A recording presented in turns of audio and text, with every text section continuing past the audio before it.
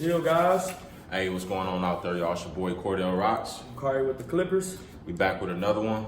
If y'all didn't catch the last episode, we did a reaction to Kawhi Leonard rumblings that he's supposed to be signing up with the Lakers, y'all. Hopefully. I think that'd be huge.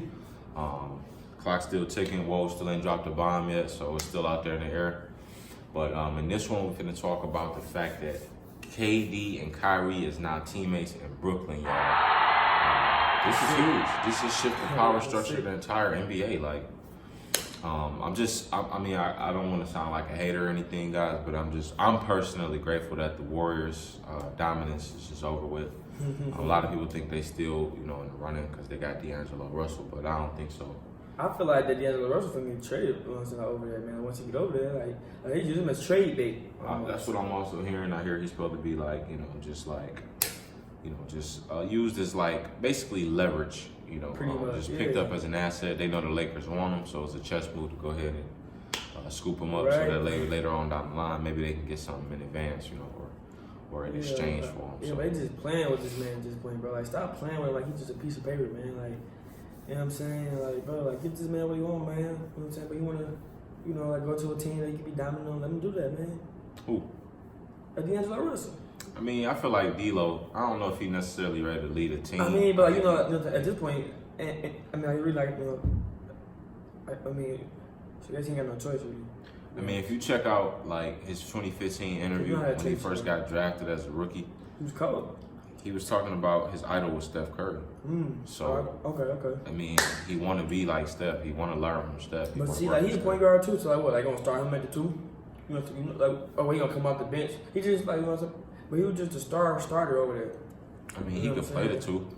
I didn't watch a lot of his. I honestly didn't see a lot of his highlights. Like, he didn't. Where? He didn't make. But he led the Nets to where it was at this. I didn't watch any Brooklyn Nets games. That was either, just bro. Like, I just know D'Lo was doing D'Lo. Like, I seen his highlights. Okay, and I didn't watch him when he was a Laker either, guys. Because I mean, LeBron was in the Laker. I had no business watching the Lakers. So once again, I watched LeBron. I mean, I love basketball. I watched most of the playoffs, but I watched LeBron mostly. So so I don't really have too big of an opinion on players that's not immediate outside of KD, Kawhi, Kyrie, Steph, Clay, and the greats. You know what I'm saying? So he not top 10. He not really on my radar. So I would put like this, like, you know what I'm saying? Like, by me, because again, too, like, I love basketball, but I have a lot of, too much going on to be focused and, like, to be like other guys, and know everything about basketball and who went here, who went there, who said this, who said that.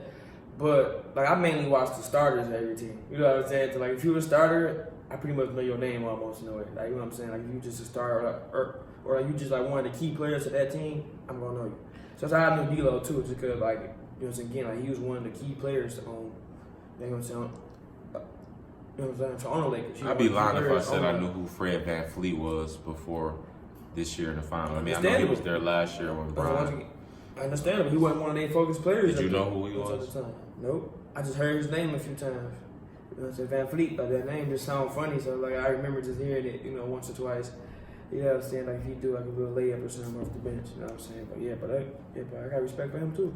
It really just depends on what market you in, whether or not you're gonna really be known. You know what I'm saying? I mean, New York, I feel really bad for their franchise, even though they ain't one of the biggest name builders in. I don't know, but they sick. It's just. And you seen Stephen A. face, Stephen A. You know what I'm saying? I don't really understand it. Like, with the bad luck that the franchise has been like cursed with. I feel for them. I mean, my Pistons ain't really been where we wanted them to be the last few years. We just picked up D Rose, but we getting there though. You know what I'm saying? We got D Rose. got Blake, Drummond. You know what I'm saying? Hopefully, what about Reggie? What's going to happen with Reggie though? Huh? What about Reggie? I don't know, but anybody heard? Is he still under contract or something? We ain't worried about Reggie right now. You know what I'm saying? We can make D Rose our new star point guard. Still on the team. That's what I'm. I mean, like, I believe as of right now, like, I think they just like screwed up D Rose on some, like, he was a free agent type. I think, if I'm not mistaken.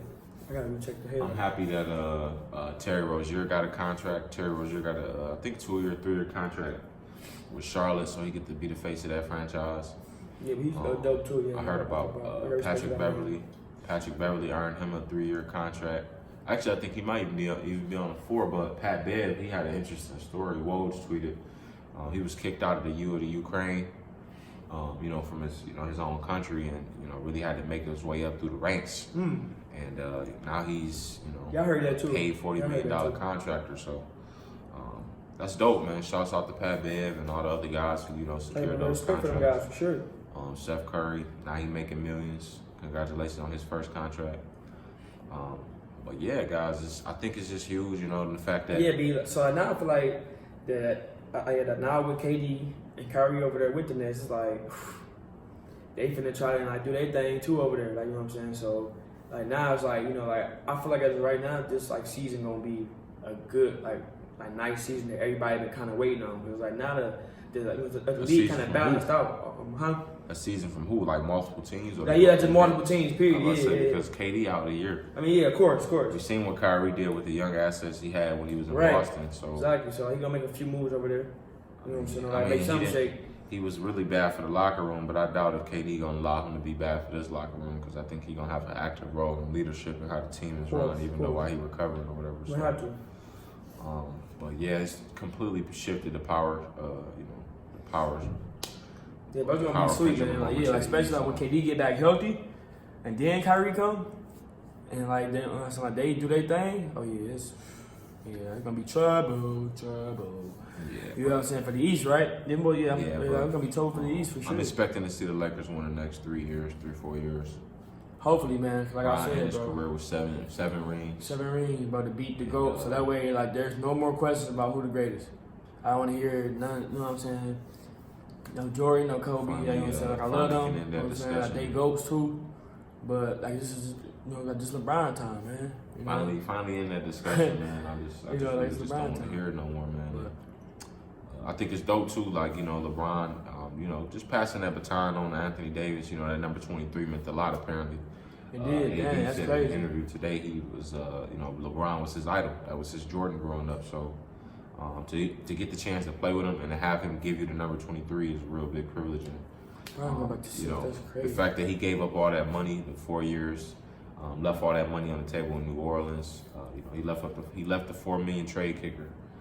It just goes to show how much of a team player he is, and I know it's gonna come back for him and his brand, his family tenfold. Got to, right? He on the front of the new 2K. He's in Space Jam. Yeah, that was deep, bro. When I sat there, I'm like, yo, I gotta grab the Anthony Davis one for sure. I mean, the D-Wade one's sweet too, but I gotta go with the Anthony Davis one for sure. Like, you ain't seen it yet, did you? I seen both of them. You seen both of them? Yeah. I seen both of them. Yeah. I mean, like, you know what I'm saying? So I'm probably just grab the D-Wade one just because, like, you know what I'm saying? I mean, that's like the Legend Edition one, and I always got a Legend Edition one, but just by AD being on that, boy, I need the AD one for sure. Yeah, I mean, I haven't played 2K in a minute though. Like, I don't know. It's just like I want to get in the park and, you know, become a legend, work my way up through the ranks. It just costs you so much time, and oh man, I invested so much time back in, you know, 2K15, and I just remember how exhausting it was just becoming a legend.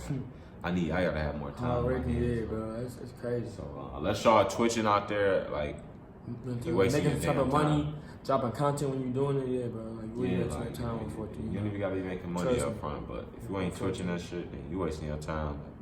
Like, what else are you doing in there? So, but yeah, y'all, we want to know what y'all think about, you know, KD and Kyrie and Brooklyn now, y'all. It's amazing, y'all. For the East, is the Raptors still a threat? See what's gonna happen. Is Giannis them still a threat? It's with the Raptors. Who's emerging? I mean, I keep hearing Philly might be the new, you know, threat in the East, because they got Al Horford now. They got Tobias Harris back.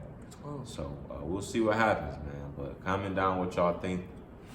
We look forward to the feedback. Like it, share, subscribe. We'll catch y'all on the next one.